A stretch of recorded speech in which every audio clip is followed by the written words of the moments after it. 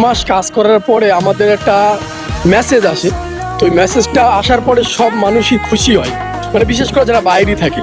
মেসেজটা কি মেসেজ আমি আজকে তোমাদের দেখাবো, যেহেতু আমি রুমে যাচ্ছি, রুমের দিকে যাচ্ছি। তো দেখতে পাচ্ছ এই সাইডে এই যে গোল্ডেন মসজিদ আছে, আর এই সাইডে আমাদের কোম্পানি। তো আমি রুমের দিকে যাচ্ছি, রুম আমি এখানে থাকি, এই এইটাই আমি থাকি। আর দেখতে পাচ্ছি এই যে আমি রুমের এখানে চলে এসেছি। তো মেসেজটা কি মেসেজ আমি তোমাদের দেখাবো। মেসেজটার মূল কারণ হলো এটা, এই যে এটিএম, আর এই যে এটিএম কার্ড আছে, আর এটা আছে এটিএম, এটাই। তো আমি চলে এসেছি এটিএম এর এখানে, যেহেতু পয়সা তুলবো। আজকে স্যালারি এসছে আমাদের, এসছে স্যালারি কালকে, যেহেতু আজকে তুলবো। তো আমি এটিএমটা ভেতরে দিয়ে দিলাম, এটিএমটা দিয়ে দিয়েছি।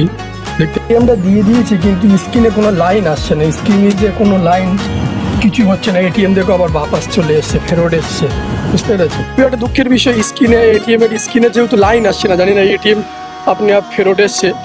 তো দেখা যাক অন্য এটিএম থেকে আমি তুলবো।